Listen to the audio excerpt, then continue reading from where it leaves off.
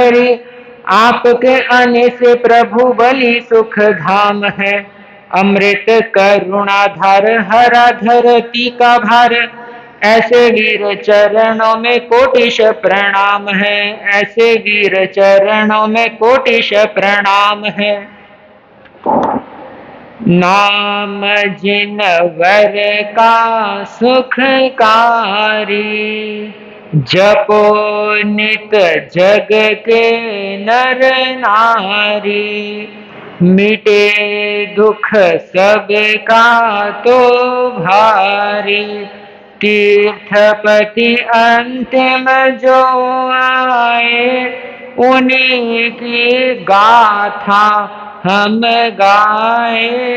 वीर गुण गाओ मिलकर आज, वीर गुण गाओ। विश्व ज्योति अहिंसा के अमर देवता शासनपति श्रमण भगवान महावीर स्वामी की सदा काल जय हो, विजय हो। मरुधर के अंदर धर्म की क्रांति जगाने वाले युग प्रधान आचार्य सम्राट श्रमण कुल तिलक पूज्य पाद 1008 श्री रघुनाथ मल जी महाराज साहब की सदा काल जय हो, विजय हो। जन जन के आस्था के केंद्र श्रमण सूर्य दिव्य विभूति भारत भूषण वरिष्ठ प्रवर्तक श्रद्धेय गुरुदेव मोरदर केसरी 1008 श्री मिश्रीमल जी महाराज साहब तथा लोकमान्य राष्ट्र संत शेरे राजस्थान पूज्य प्रवर्तक गुरुदेव श्री रूपचंद जी महाराज साहब रजत के चरणों में कोटि कोटि नमन वंदन। श्रमण संघ के चतुर्थ पटधर ध्यान योगी आचार्य सम्राट पूज्य डॉक्टर श्री शिव मुनि जी महाराज साहब, श्रमण संघ युवाचार्य प्रवर पूज्य श्री महेंद्र ऋषि जी महाराज साहब अत्र विराजमान। मरुधरा भूषण शासन गौरव संत शिरोमणि पूज्य प्रवर्तक गुरुदेव श्री सुकनमल जी महाराज साहब, तपस्वी रत्न ज्योति सम्राट उप प्रवर्तक परम पूज्य गुरुदेव श्री अमृत मुनि जी महाराज साहब आदि संत मुनिराजों के श्री चरण में नमन वंदन अभिनंदन। उपस्थित धर्मानुरागी सुश्रावक एवं सुश्राविकाएं, महावीर की यात्रा के माध्यम से भगवान महावीर के अमूल्य सिद्धांतों को तथा भगवान महावीर के जीवन घटकों को आप श्रवण कर रहे हैं। कल आपने सुना कि भगवान महावीर छोटी उम्र के अंदर, बाल्य अवस्था के अंदर बड़े बड़े लोगों के उम्र वालों को शिक्षाप्रद बातें देकर के उन्हें धर्म की प्रेरणा दे रहे हैं। महावीर प्रभु को एक चमत्कारिक पुरुष के रूप में समझिए। उनके जीवन का हर कृत्य, उनके जीवन की हर क्रिया इस दुनिया के लिए एक सीख, एक आदर्श, एक प्रेरणा बन गई। महावीर प्रभु ने जगत के जीवों को तारने के लिए जो काम किया, समय तो निकल गया पर आज भी उनकी वाणी, उनके वचन और उनका नाम अमर है। भगवान महावीर ने स्वतंत्रता की लड़ाई लड़ी और यह स्वतंत्रता भौतिक जीवन का नहीं बल्कि भीतर आत्मा की स्वतंत्रता के साथ उन्होंने संग्राम किया। आत्मा के ऊपर लगे हुए 8 कर्मों के बंधन को तोड़ने के लिए नए सार के भव से संघर्ष की यात्रा शुरू की। जीवन के 27 भव पूर्ण करने के बाद महावीर को महावीरत्व की पहचान मिली। कल मैंने आपसे कहा था कि भगवान महावीर को हमने भौतिक जीवन में तो उतार लिया है, पर जब तक भीतर में नहीं उतारेंगे तब तक हम महावीर से दूर है। महावीर से संबंध हमें बनाना है, महावीरत्व के साथ जुड़ना है, महावीर प्रभु के विचारों के साथ जुड़ना है, महावीर प्रभु के वाणी के साथ जुड़ते हुए आत्मा की स्वतंत्रता कायम करनी है। सीमाओं की स्वतंत्रता अनेक बार हुई है और अनेक बार होती रहेगी, पर जब तक हम भीतर की स्वतंत्रता प्राप्त नहीं करेंगे तब तक हमारी आत्मा पूर्ण विकास को प्राप्त नहीं हो पाएगी। स्थानांग सूत्र के अंदर 10 प्रकार के धर्मों का वर्णन किया गया है, जिसके प्रारंभिक चरण के अंदर ग्राम धर्म, नगर धर्म और राष्ट्र धर्म का संबोधन किया गया है, और लास्ट में जाकर के आत्म धर्म की व्याख्या की गई है। ग्राम धर्म क्या होता है, नगर धर्म क्या होता है, राष्ट्र धर्म क्या होता है, इसे आप इस प्रकार से समझिए कि ग्राम धर्म वह है जो एक लोकल पंचायत या छोटे कस्बों के अंदर जुड़ी हुई गांव होती है, उसकी जो व्यवस्था, उसके जो रीति रिवाज, उसका पूर्ण रूप से पालन करना ग्राम धर्म कहलाता है। उसके बाद नगर धर्म, यानी कि तहसील या नगर पालिका, जहां की जो रीति रिवाज हो, जहां की जो मान्यताएं हो, उस मान्यताओं का पालन करना नगर धर्म कहलाता है। उसके बाद आता है राष्ट्र धर्म। राष्ट्र धर्म का मतलब होता है कि पूरे राष्ट्र के अंदर जो नियम है, जो रीति है, जो रिवाज है, जो सिद्धांत है, जो प्रचुरता है, उसको स्वीकारना और उसके अनुसार आचरण करना। आत्म धर्म की बात बहुत दूर तक जाती है। उससे पहले व्यवहारिक धर्म की चर्चा होती है। जिस देश में रहते हैं, जिस गांव में रहते हैं, जिस तहसील में रहते हैं, अगर वहां के रीति रिवाजों का पालन नहीं कर पाते हैं तो हमारा उस देश का नागरिक होने का कर्तव्य पूर्ण नहीं हो पाएगा। जहां हम रहते हैं वहां का सम्मान करना, वहां की अनुपालना करना सबसे पहला धर्म कहलाता है। आप सामायिक प्रतिक्रमण, उपवास, पौषध, ये सारी चीजें आत्म धर्म के अंदर आती है, पर हमारा जो भौतिक, जो शरीर का जो धर्म है, उस शरीर के धर्म के साथ ये राष्ट्र धर्म का संबंध जुड़ता है, और उस धर्म के संबंध के साथ राष्ट्र की सीमाओं की सुरक्षाओं के लिए, देश की नागरिक व्यवस्थाओं के लिए, सभ्यता संस्कार के जन्म के लिए जो बन सके उस कार्य को करना चाहिए।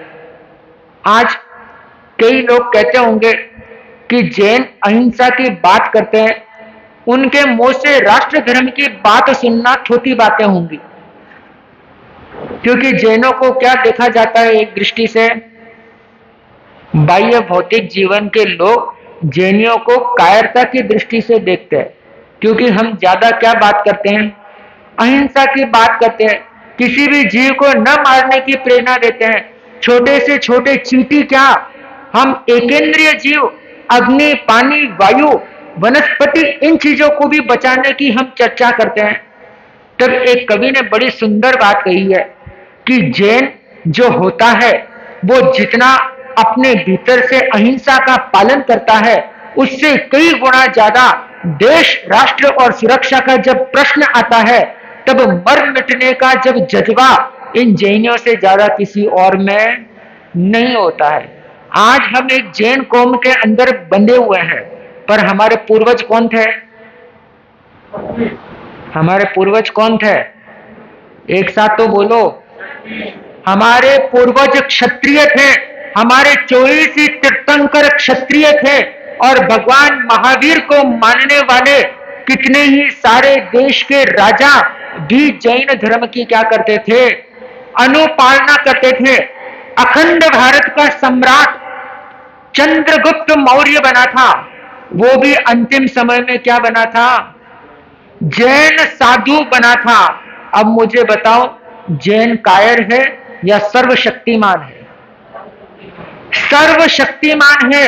यह बाह्य जीवन में हो सकता है कि हम तलवार और बंदूक को उठाने में परहेज इसलिए करते हैं कि हम किसी के प्राण को न लेकर के किसी के दिलों को जीतने का क्या रखते हैं? किसी के दिलों को जीतने का जज्बा रखते हैं। जिस व्यक्ति ने दिल को जीत लिया है उसको किसी और के प्राण लेने की कहां जरूरत पड़ेगी? कहीं भी जरूरत नहीं पड़ेगी। महावीर की दिव्य वाणी मैत्री भाव की वाणी है। महावीर की वाणी मैत्री और दिव्य प्रेरणा की वाणी है। उनका हर एक उपदेश मानव को जीना सिखाती है। और जहां तक प्रश्न है आज के इस 15 अगस्त का, कहते हैं कि इस भारत देश को 1000 वर्ष के घोर दासत्व से मुक्ति मिली। 1000 वर्ष की कठोर दासत्व अफगानियों ने लूटा, यवनियों ने लूटा, मुगलों ने लूटा, अंग्रेजों ने भी भरपूर इस देश को लूटा। और तब कहीं जाकर के इस 15 अगस्त को देश के अग्रगण्य राजनेताओं के माध्यम से इस देश को क्या प्राप्त हुई? स्वतंत्रता प्राप्त हुई। और आज हमारे बीच में ये तिरंगा नजर आ रहा है बना हुआ। और आज इस जैन धर्म सभा के अंदर इस तिरंगे की लहर को लहरा करके हम ये संबोधित करना चाहेंगे कि हम भी इस देश का पूर्ण रूप से सम्मान करते हैं और इसके रिवाजों का पालन करते हैं।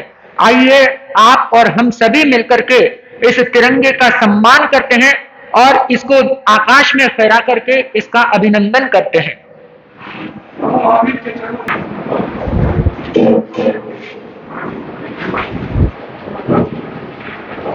बोलिए श्रवण भगवान महावीर स्वामी की। बहुत ही सुंदर तरीके के माध्यम से देश के ध्वज का यहाँ पर आरोहण किया गया और राष्ट्रगान के माध्यम से राष्ट्रभक्ति की प्रस्तुति दी गई। जिस सभा में बैठ करके आराम के साथ सामायिक कर रहे हो, माला फेर रहे हो, ठंडी हवा खा रहे हो,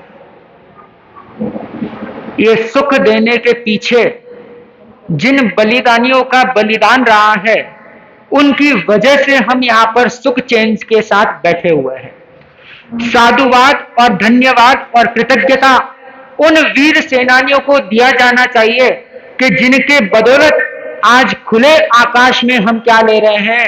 सांस ले रहे हैं। 15 अगस्त का ये दिन हमारे देश को बार बार ये भी बताता है कि देख लो, इस भारत ने जब आजादी पाई थी तो बहुत कुछ अभाव था। हमारे इस देश में बहुत कुछ अभाव था। हॉस्पिटल की फैसिलिटी नहीं थी, शिक्षा की व्यवस्था नहीं थी, न व्यवस्थित रूप की सेना थी, न कोई अच्छे लोग थे। परंतु आज देश का 76वां वर्ष, आज हमारे पास क्या क्या नहीं है। आज हमारे पास खुद की मिसाइल स्टेशन है, आज हमारे पास इसरो जैसी वैज्ञानिक रिसर्च संस्थान है, आज हमारे पास देश की बड़ी बड़ी इंडस्ट्री हमारे इस हिंदुस्तान के अंदर है। और पिछले 10 वर्षों में जितना इस हिंदुस्तान ने तरक्की की है, यह देखते हुए सभी देश क्या हो चुके हैं? अचंभित हो गए हैं। आज हमारा भारत पूरे विश्व को योग सिखा रहा है। यह क्या कम बात है? हमारे साथ ही पाकिस्तान भी क्या हुआ था? भारत के साथ ही पाकिस्तान भी क्या हुआ था? आजाद हुआ था। आज उनकी दशा क्या है और आज हिंदुस्तान की स्थिति? ये तब हो पाती है जब देश के प्रति हमारा सम्मान हो, देश के प्रति कुछ कर गुजरने का हौसला हो, तब जाकर के हमारे देश का क्या होता है? नाम आकाशों में अंकित होता है। अभी कुछ दिन पहले हमारे ही इस देश के अंदर से चंद्रमा तक क्या भेजे गए? रॉकेट भेजे गए। तो ये तरक्कियां कैसे हुई? पूरे देश लाइन पे लगे हुए थे कि मंगल पर हमारा स्पेस स्टेशन बनाया जाए, कुछ ऑर्बिट भेजा जाए। सभी असफल हो गए, पर पहली ही प्रयास में भारत क्या हो गया? सफल हो गया। यह आत्मनिर्भर भारत होने की वजह से आज हमारे देश में और क्या हो रही है? विकास की चर्चा हो रही है। पूरी दुनिया वाले महंगाई की मार में रो रहे हैं, पर आज भी हमारी थाली में दाल रोटी सुख चैन की क्या है? मिल रही है। दूसरे चाहे श्रीलंका जाकर के देख लो, चाहे पाकिस्तान जाकर के देख लो या कोई और भी देश में जाकर के देख लो, भुखमरी की, महंगाई की ऐसी स्थिति है कि लोग जीने का क्या हो रहा है, मुश्किल हो रही है। और हमारे इस देश को देखो, चाहे कोविड का प्रसंग आया हो, चाहे कैसा भी प्रसंग आया हो, हमने पूरे देश दुनिया को क्या है, केवल देने का काम किया है। वैक्सीन सबसे पहले बना करके केवल हमने खुद के लिए नहीं लगाई, बल्कि सभी देशों में भी क्या किया, सप्लाई किया। ये कहीं ना कहीं हमारे भारत की उदार भावना की वजह से ही आज हिंदुस्तान चारों तरफ से क्या कर रहा है, प्रोग्रेस कर रहा है, प्रगति कर रहा है।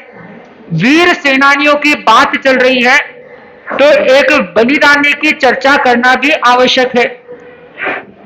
वो अमर बलिदानी थे श्रावक अमरचंद जी बांटिया, जिनका नाम जैन वीर सेनानियों में सबसे पहली पंक्ति में लिया जाता है। ग्वालियर के रहने वाले वो थे। तत्कालीन परिस्थितियों के चलते ग्वालियर से निकल करके बीकानेर में आए, राजकोष के अधिपति बने। लोगों ने उन्हें छेड़ा कि तुम जैन हो, देश आजादी की बात चल रही है, तुम क्या दोगे देश को। अमरचंद जी ने कहा कि ध्यान रखना, मैं जैन हूं, महावीर का भक्त हूं, जब देने की बारी आएगी तब इतना कुछ दे जाऊंगा कि दुनिया मुझे क्या रखेगी, याद रखेगी।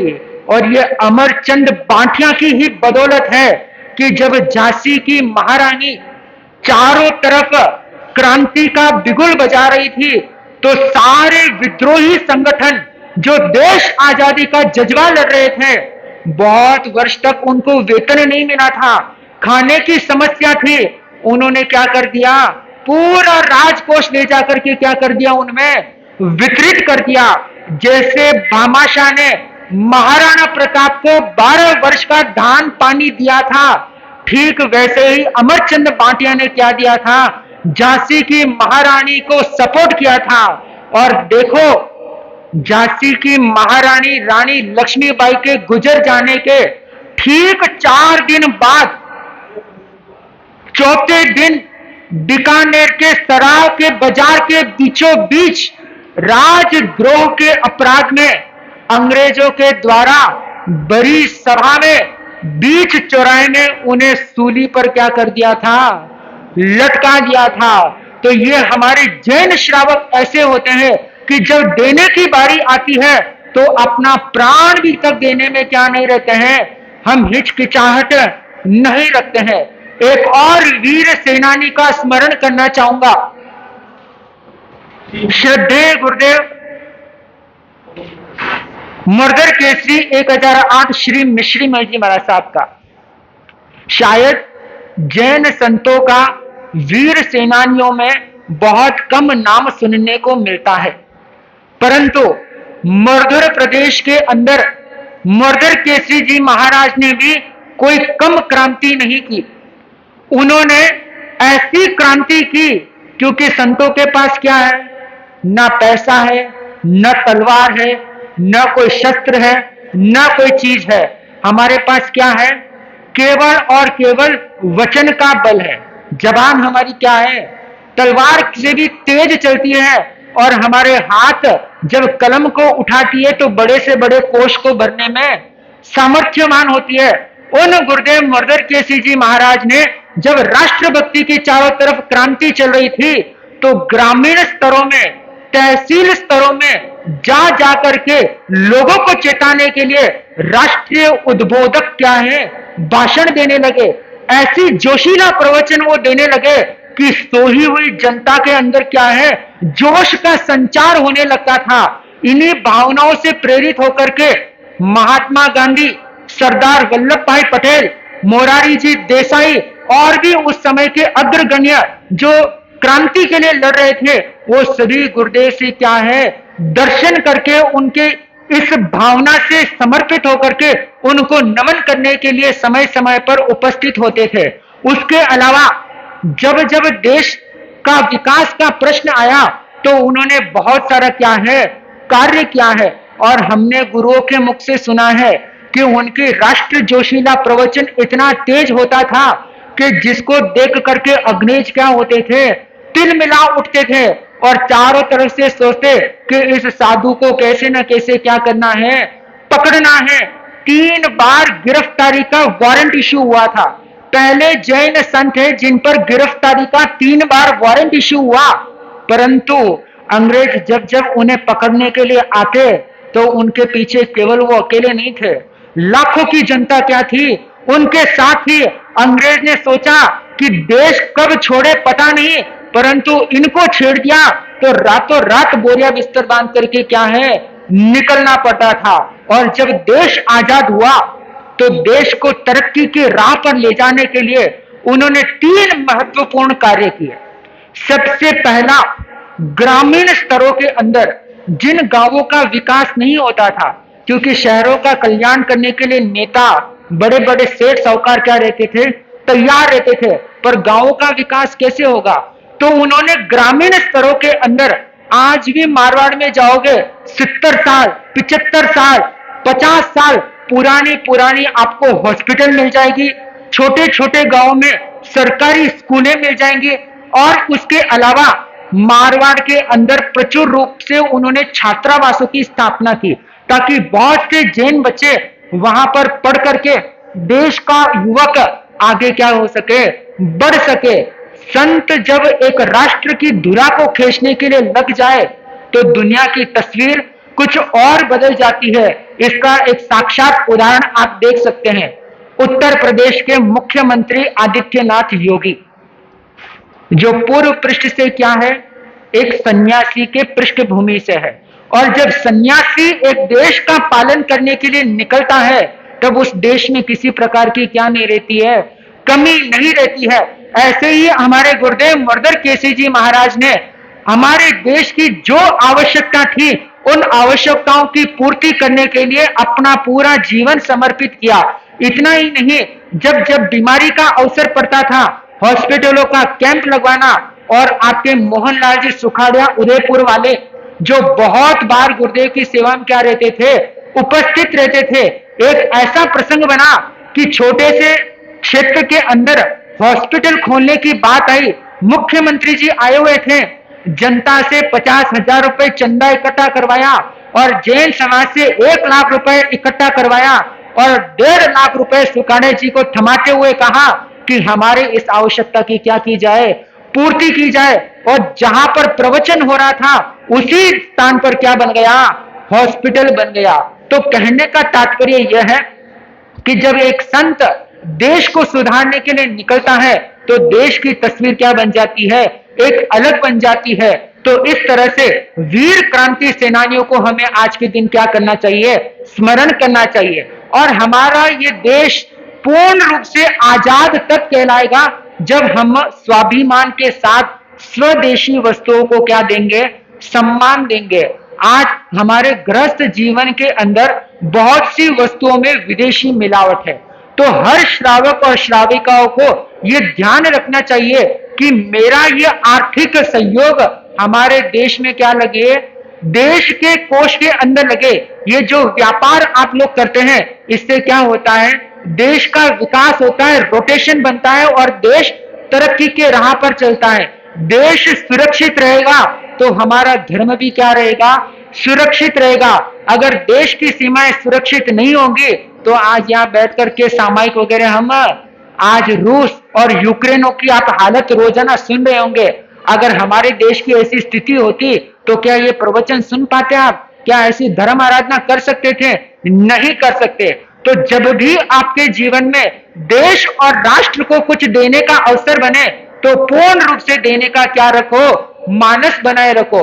देश आजाद हुआ वैसे ही हम अपनी आत्मा को भी क्या करें, आजाद करने का प्रयास करें। और आत्मा को किससे आजाद करना है, किससे, एक साथ बोलो, कर्मों से हमारी आत्मा को भी आजाद करना है। इस विषय पर भी क्या रखना, चिंतन और मनन रखना। दूसरा, आज ही के दिन मेरे अग्रज गुरुव्रात बाल योगी श्री अखिलेश मुनि जी महाराज, जिनका क्या है, जन्म दिवस है। इस जन्म दिवस के प्रसंग पर मैं मंगल कामना करता हूं और ढेर सारा वंदन अभिनंदन करता हूं कि जो आपके भीतर सेवा की उदात्त भावना है वो मेरे भीतर भी क्या है, प्रस्तुत होवे। क्योंकि हमारे सिंगाड़े के अंदर गोचरी लाना, सभी के आहार की पूर्ति करना, यह पूर्ण दायित्व आप स्वयं उठाते हैं। चाहे 4 किलोमीटर दूर जाकर के भी गोचरी लेकर के आना हो तो आप कभी भी हिचकिचाहट क्या है नहीं रखते हैं। व्हील चेयर चलाने का काम पड़ जाए तो 10-10, 15-15 किलोमीटर चलाने में भी हिचकिचाहट नहीं रखते हैं। और वैसे हमारे सिंगाड़े में कहते भी है कि जब कोई भी तीर काम नहीं आए तो अखिलेश मुनि जी का तीर चलता है, जब कोई भी काम नहीं होवे तो इन्हें आगे कर दिया जाता है और ये उस काम को बड़े ही बखूबी के साथ निभाते हैं। तो मैं ये मंगल कामना करता हूं कि आप शतायु बने, चिरायु बने और आपके जैसे सेवा के गुण मेरे भीतर भी जागृत हो गए। इसी मंगल कामना के साथ आपके जन्म दिवस की ढेर सारी हम बधाइयां और शुभकामनाएं देते हैं। इसी के साथ आज बड़ा ही खुशी का माहौल हुआ कि देश का तिरंगा हम सभी ने क्या है साथ में मिलकर के लहराया। ऐसा रोजाना होता रहे, हर वर्ष होता रहे, हर बार होता रहे तो हम हमारे देश के प्रति समर्पित भी रहेंगे। इसी के साथ बोलिए शासनपति श्रमण भगवान महावीर स्वामी की।